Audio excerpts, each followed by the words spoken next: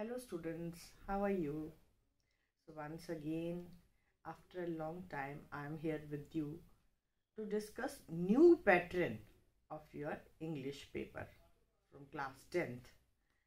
इस वीडियो में मैं आपके साथ जो हमारा न्यू पैटर्न है 10th क्लास का इंग्लिश का उसे डिस्कस करूँगी।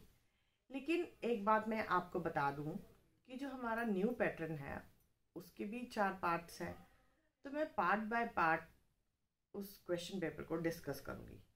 एक बात आप बिल्कुल अब याद रखिए, अब आपको जो पेपर है पुराने पैटर्न से नहीं आएगा, उसमें कुछ चेंजेस हुई हैं।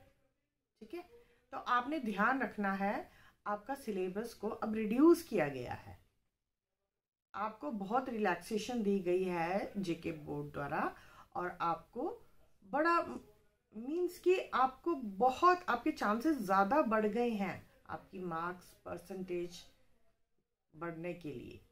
मेरी बात को आप फॉलो कर रहे हैं ना, कि अब आपको आपके बोर्ड द्वारा रिलैक्सेशन दी गई है ताकि बच्चों को इससे, स्टूडेंट्स को इससे प्रॉफिट हो। ठीक है, तो सबसे पहले मैं आपकी जो सेक्शन ए है इंग्लिश का अकॉर्डिंग टू न्यू पैटर्न वही डिस्कस करूंगी कि उसमें है क्या और आपको कैसे करना है। ठीक है, तो जो क्वेश्चन नंबर 1, पहला क्वेश्चन ए पार्ट, उसमें क्या होगा, आपको जिसे हम सेक्शन ए के नाम से ऊपर जैसे ही आप पेपर को खोलते हो उसके ऊपर सेक्शन ए लिखा आएगा।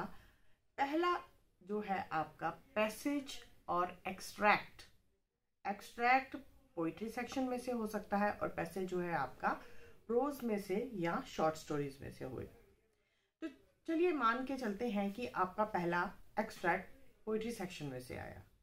ठीक है, तो आपको क्या करना है, वो जैसे आपके पुराने पेपर में था, मतलब अटेम्प्ट करने का तरीका वैसा ही कि एक एक्सट्रैक्ट आ गया पोएम में से आपकी पहली पोएम कौन सी है, प्रेयर।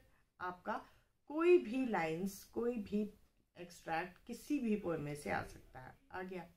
अब आपको उसके क्वेश्चन आंसर, वो एक्सट्रैक्ट ऊपर लिखा आएगा, उसके नीचे क्वेश्चन आंसर 1 2 3 4 5 शॉर्ट, मतलब एक एक मार्क्स के। उसके लिए आपको लंबा लिखने की ज़रूरत नहीं है, क्योंकि आपको टाइम मैनेजमेंट का भी ध्यान रखना है। आपको 2.5 घंटे में पूरा पेपर करना है, तो आपको वो भी चीज़ का ध्यान रखना पड़ेगा एक एक नंबर के। लाइक आपको पूछा जा सकता है, who is the speaker of this lines, what is the name of this poem, या filling the blanks, word meaning, true false, कुछ भी आपको पूछा जा सकता है। ठीक है, तो आपका ये उसमें एक पार्ट हो गया एक्सट्रैक्ट में। दूसरा जो आपका पोर्शन है लाइक बी पार्ट, जैसे ये फर्स्ट आ गया A part, B part again passage, फिर से पैसेज है। एक्सट्रैक्ट होगा तो वो पोएम में से होगा, पैसेज होगा तो वो प्रोज में से होगा। उसको भी सेम उसी तरीके से जिस तरह आपको पोइट्री में से आया है, आपको एक पैसेज आएगा, कहाँ से, कहानी में से। वो आपको उसके लिए थॉरो रीडिंग करनी पड़ेगी। सबसे पहले आपको रीडिंग पूरी स्टोरीज की थॉरोली माइन्यूटली करनी पड़ेगी, ताकि आपको ये ध्यान रहे कि जो भी लाइंस उसमें आपको क्वेश्चन पेपर में पूछी गई हैं किस कहानी की हैं।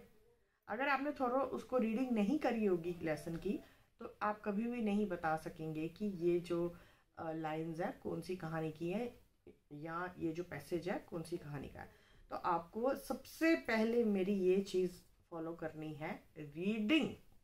Reading is very compulsory. आपको अगर अच्छे मार्क्स लेने हैं रीडिंग को, क्योंकि आपको थोड़ा सा ये भी ध्यान रखना, खाली रीडिंग करके ऐसे छोड़ नहीं देना है, आपको ये भी ध्यान रखना है कि ये याद रखना है दिमाग में, लाइक ये लाइंस क्या हैं। आप अगर आपसे नहीं याद होता, आप कुछ उसकी लाइक जैसे आपको हमारा वो है एन एक्सीलेंट फादर, अब उसमें 3 कैरेक्टर्स ही हैं, है ही 3 कैरेक्टर्स हैं, मिस्टर बेनेट, मिसेस बेनेट और मिस्टर बिंगले। बाकी जो उनकी बेटियां हैं 3, तो उनका तो उन्होंने इतना ज़्यादा जो कन्वर्सेशन आपस में उनकी कहीं भी नहीं हुई है। तो आपने याद रखना है, अगर कहीं बिंगले का नाम आता है तो ये जो चैप्टर है ये एक्सीलेंट फादर है। इसी तरह आप छोटी छोटी चीज़ें जो आपको कंफर्टेबल रखती हैं हर स्टोरी में, आप उस चीज़ को अपनी यादाश्त के लिए एक हिंट बना लीजिए। ठीक है, और फिर से थर्ड जो है वो आ गया आपका अनसीन पैसेज। अनसीन पैसेज तो आपको 9th 8th में भी आता रहा है, तो आपने अनसीन पैसेज तो कहीं से भी आ सकता है, ठीक है। इस तरह आपके फर्स्ट सेक्शन में ये जो है 3 जो पैराग्राफ्स ही होंगे, और आपको पैराग्राफ्स लिखने की ज़रूरत नहीं है, आपने टाइम वेस्ट नहीं करना है ये पैराग्राफ लिख के। तो ये है आपका न्यू पैटर्न के अकॉर्डिंग पहला क्वेश्चन, ठीक है। Thank you.